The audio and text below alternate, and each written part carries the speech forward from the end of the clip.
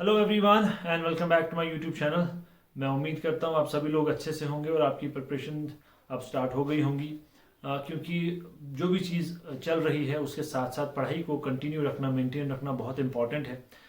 मैंने इसी के रिलेटेड आपसे बहुत पहले ये भी कहा था कि हम फाइनेंस का कोशिश करेंगे, जो भी टॉपिक मुझसे होगा तो वो मैं आपको उसका लेक्चर आपको मैं यहाँ पे दूंगा।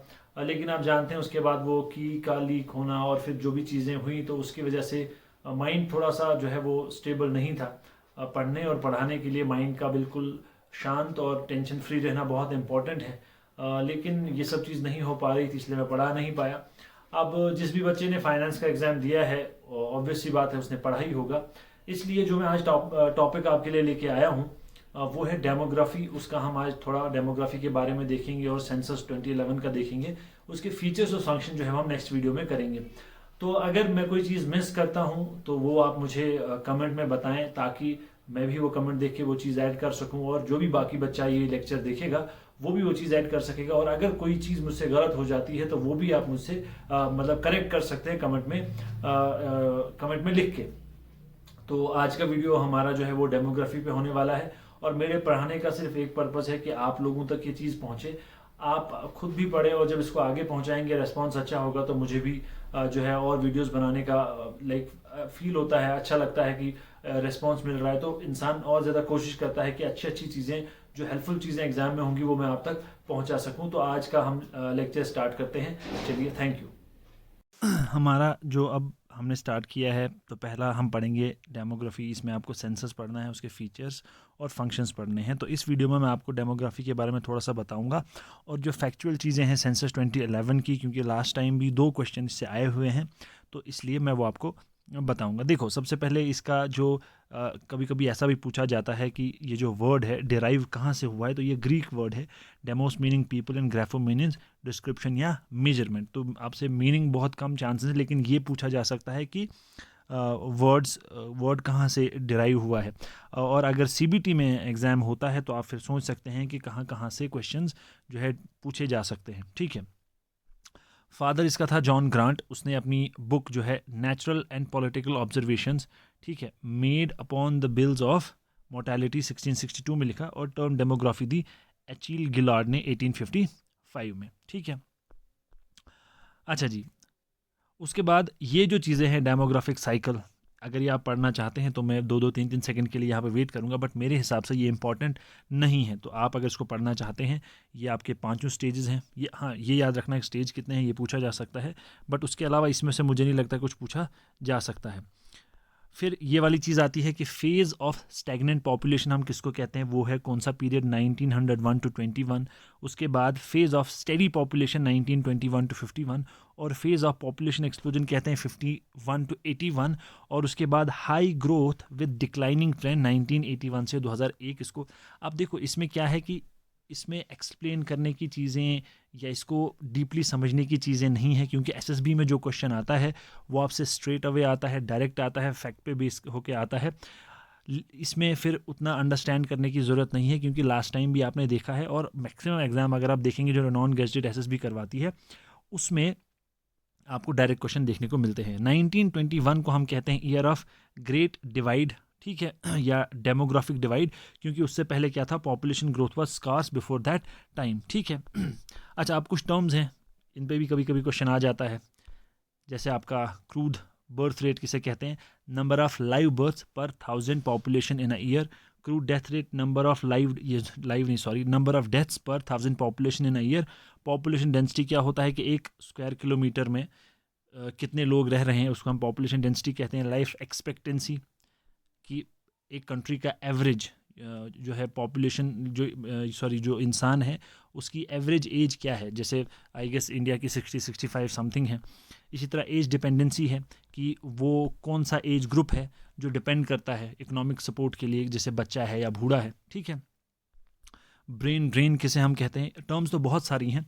ब्रेन ड्रेन हो गया कि आपका जो हाईली स्किल्ड या बहुत काबिल जो बंदा है वो आपकी कंट्री से मतलब कंट्री छोड़ के दूसरी किसी कंट्री में जा रहा है। सेक्स रेशो आपको पता है, नंबर ऑफ़ फीमेल्स पर 1000 मेल्स इन द पॉपुलेशन, उस जैसे इंडिया का लास्ट टाइम आया था एग्ज़ाम में, तो इस तरह से क्वेश्चन आ जाता है। अच्छा, देखो, ये जो फैक्ट है इसको छोड़ दो आप। आप ये वाला देखो, कभी कभी क्वेश्चन आ जाता है कि लिटरेट आप किसे कहोगे, क्योंकि इसकी डेफिनेशन पहले कुछ और थी, अब ये चेंज हो गई है। तो लिटरेट आप उसे कहेंगे कि जिसकी उम्र 7 साल हो या 7 साल से ज़्यादा हो, और वो क्या कर सकता हो, read and right in any language with understanding. किसी भी एक लैंग्वेज में वो लिख रहा है या पढ़ रहा है, लेकिन उसको वो लैंग्वेज समझ भी आनी चाहिए, यानी सिर्फ किसी ने रट लिया और बोल दिया, 3 इडियट्स वाला वो स्पीच नहीं होना चाहिए, ठीक है। तो मैं उसको मेमोराइज़ कर लेंगे, वो वाला नहीं होना चाहिए, उसको समझ आ जानी चाहिए वो लैंग्वेज, वैसे करके, ठीक है। अब ये मैं आपको बताऊंगा आगे सर। अब है सेंसस। सबसे पहला सेंसस जो हुआ वो हुआ 1872 में, लॉर्ड मायो ने कराया, लेकिन ये कंप्लीट नहीं हुआ। फिर 1881 में वाइसरॉय रिपन ने ये करवाया, तो उसके बाद ये आफ्टर 10 ईयर्स चलता आ रहा है आज तक, ठीक है। फिर 1951 में यानी इंडिपेंडेंट इंडिया का पहला सर्वे हुआ, ठीक। और 2011 का जो मोटो था वो था आवर सेंसस आवर फ्यूचर, ठीक। अब देखो डेंसिटी जो हम देखेंगे वो कितनी है, 382, सेक्स रेशो 940, लिटरेसी रेट 74.04। अब इसमें कोई समझने वाली बात नहीं है, सिर्फ फैक्ट्स हैं। हाँ, उससे पहले आप ये चीज़ देखिए कि इंडियन सेंसस डे कब मनाया जाता है, वो है 9 फेब को, और सेंसस वर्ल्ड डे है 1 अप्रैल को। ये दोनों चीज़ें याद रखना, अगर क्वेश्चन आए तो वहाँ पे कंफ्यूज नहीं होना चाहिए।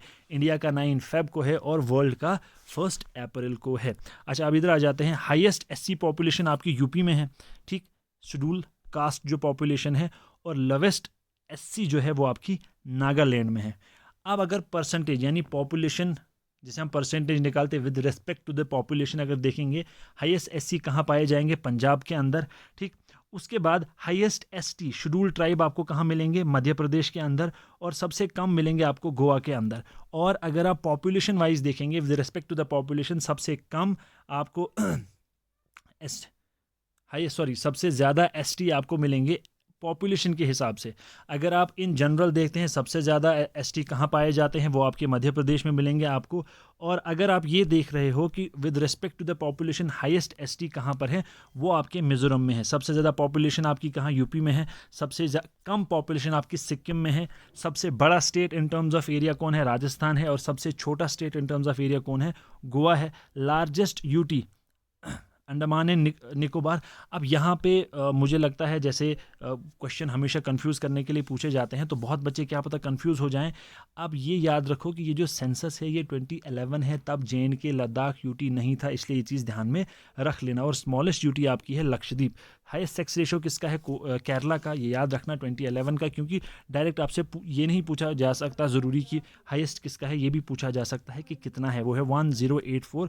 और लोवेस्ट सेक्स रेशो आपका हरियाणा का है 879। इसीलिए जो बेटी बचाओ बेटी पढ़ाओ बेटी बचाओ स्कीम है, सुकन्या समृद्धि स्कीम है, वो यहीं से लॉन्च हुई थी, क्योंकि यहाँ पे सेक्स रेशो बहुत कम है, सबसे कम है पूरी कंट्री में, ठीक है। उसके बाद मैक्सिमम पॉपुलेशन यूटी की हम देखेंगे दिल्ली है, और मिनिमम पॉपुलेशन आपकी लक्षद्वीप है, ठीक। अच्छा, उसके बाद हम यहाँ पे आते हैं सेक्स रेशो यूटी का। अगर है स्टेट का तो हो गया केरला, और अगर यूटी का करेंगे तो वो है पुडुचेरी। और ओवरऑल भी केरला का ही हाईएस्ट सेक्स रेशो है, और लोवेस्ट सेक्स रेशो है दमन एंड दीव का। स्टेट एंड यूटी अगर मिला के आपसे पूछा जाएगा कि ओवरऑल किसका कम है, तो वो दमन एंड दीव का है। अब इसमें भी कंफ्यूज नहीं होना, क्योंकि अब इसमें दादरा एंड नगर हवेली 2020 में ऐड करके एक ही यूटी बनी है, तो ये 2011 की हम बात कर रहे हैं, तब ये दोनों अलग अलग थे, इसलिए ये दमन एंड दीव ही है खाली इस टाइम, ठीक है। फिर है अगर मैक्सिमम आप देखेंगे डेंसिटी, स्टेट की मैं बात कर रहा हूँ, वो आपकी बिहार की है, और मिनिमम आपका अरुणाचल प्रदेश का है, जो इस बार मेरी शिफ्ट में ये क्वेश्चन आया हुआ था, मिनिमम डेंसिटी, ठीक है।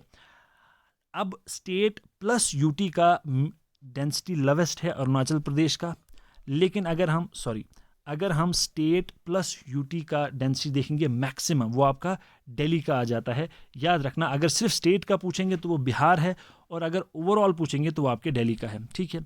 लिटरेसी रेट भी आपका सबसे ज़्यादा कहाँ है, केरला में, और मिनिमम है आपका बिहार में। और बिहार में जो लिटरेसी रेट है वो ओवरऑल भी लो है और स्टेट वाइज भी लो है। मैक्सिमम लिटरेसी रेट आपको मिलेगा लक्षद्वीप में, और यूटी का जो सबसे कम है वो है दादरा एंड नगर हवेली का, ठीक है। अब JNK के बारे में थोड़ा सा मैं आपको बताता हूँ। JNK का सेक्स रेशो 889 है, लिटरेसी रेट 67.16 है, और पॉपुलेशन डेंसिटी है 56।